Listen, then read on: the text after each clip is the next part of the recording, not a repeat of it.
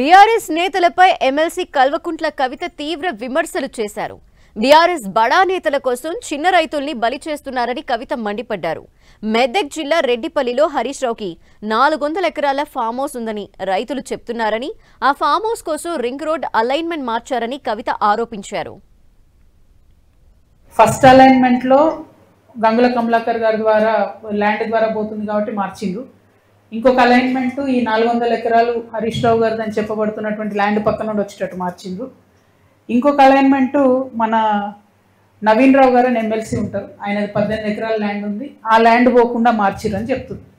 సరే, ఇది ఎవరి ల్యాండ్ ఏందన్నది వాళ్ళు వచ్చి క్లారిటీ ఇచ్చుకోవాలి. ఎందుకంటే గ్రామస్తులు పదే పదే పదే ఈ పేర్లే చెప్పారు. నిన్న మీరు అందరు కూడా చూసి లైవ్ ఉంది, సీక్రెట్ ఏం లేదు, అదే పేర్లు చెప్తూ వచ్చారు. ఇట్లాంటి విషయాలు కేసీఆర్ గారికి తెలిస్తే ఎట్టి పరిస్థితుల్లో వాళ్ళు ఒప్పుకునేవారు కాదు. ఇది నేను ఇక్కడ అబ్జర్వ్ చేసిన నిన్న మెదక్లో. ఎందుకు ఓడిపోయినాం మెదక్ అని ఆలోచన చేసి ఇట్లాంటి పనులు చేయడం వల్ల ఓడిపోయాను.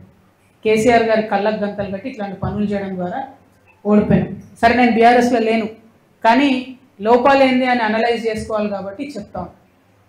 ఎస్టీ బాయ్స్ హాస్టల్ ఏదైతే పెట్టిరో అది కనుక కేసీఆర్ గారు చూసి ఉంటే ఎట్టి పరిస్థితులలో ఒప్పుకునే వాళ్ళు కాదు. ఎస్టీ బాయ్స్ హాస్టల్ శాంక్షన్ చేసిరు, దానికి డెఫినెట్గా ఒక సేఫ్ బిల్డింగ్ ఉండాలి.